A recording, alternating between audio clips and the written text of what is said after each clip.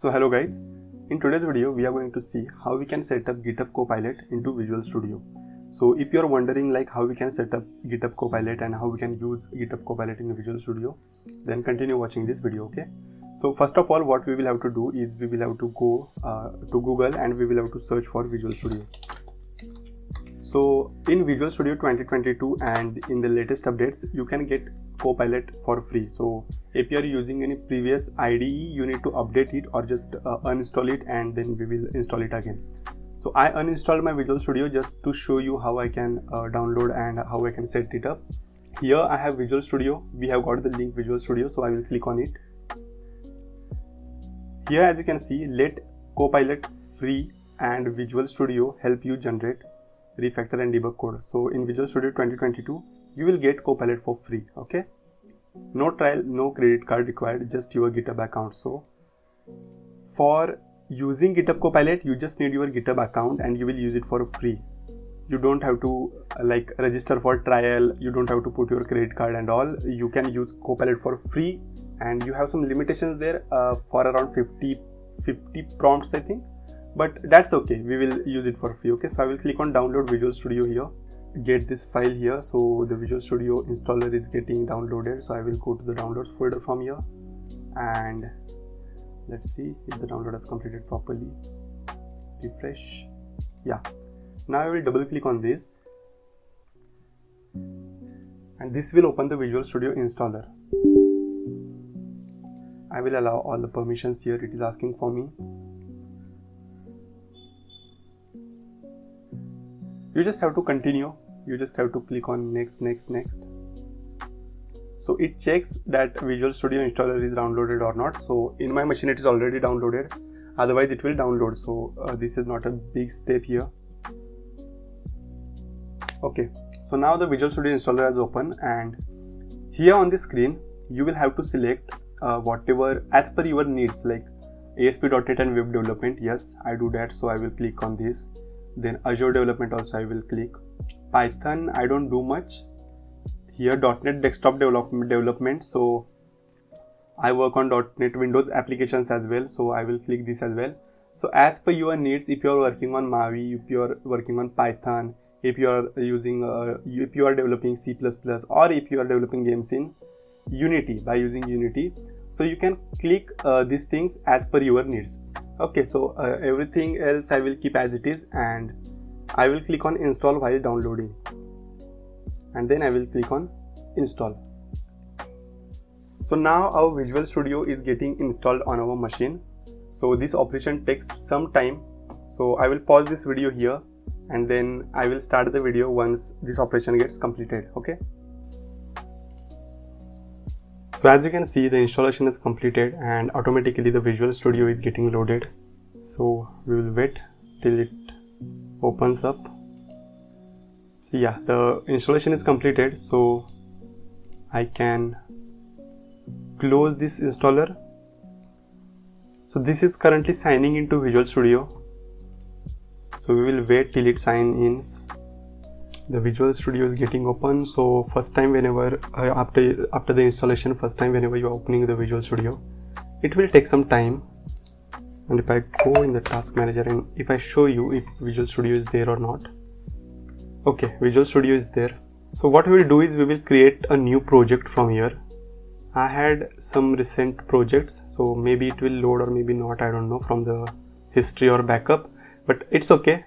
Yeah, it has loaded my projects from the previous installation that I had on this machine. So maybe it had this all in its cache. Let it be. We will create a new project. Console app is fine, but we will create something like this. .NET Core Web API. We will select this template. We will go to next. Again 2, 3, 4. Just because I think web application 1 is already there. Path I will let it as it is because I just want to show you Copilot and nothing else. Then I will click on create. So our project is getting created.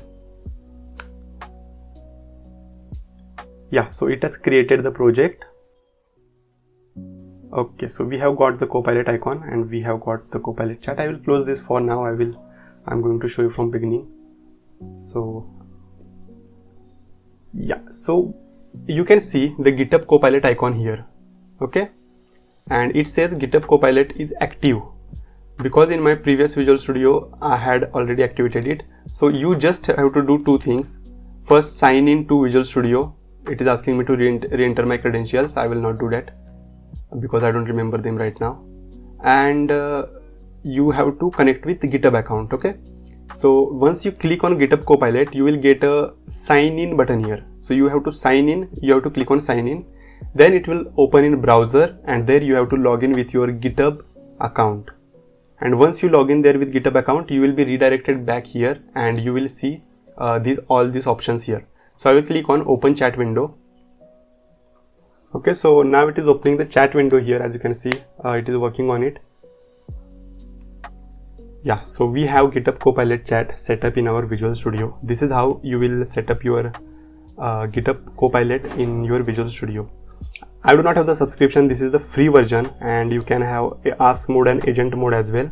And these are all the models that you get in the free version. Okay, so Claude Sonnet you have, Opus 3 Mini you have, GPT 4.1, 4.2, Gemini 2.0 Flash. By using these models, you can start your GitHub Copilot journey in Visual Studio.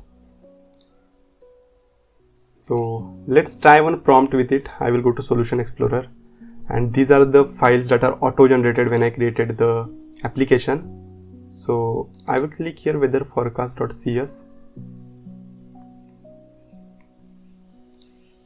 So this is the file. I will ask GitHub Copilot to add few more properties.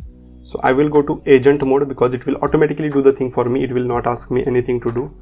I will say that add few more properties to this class, and let's see if it does it.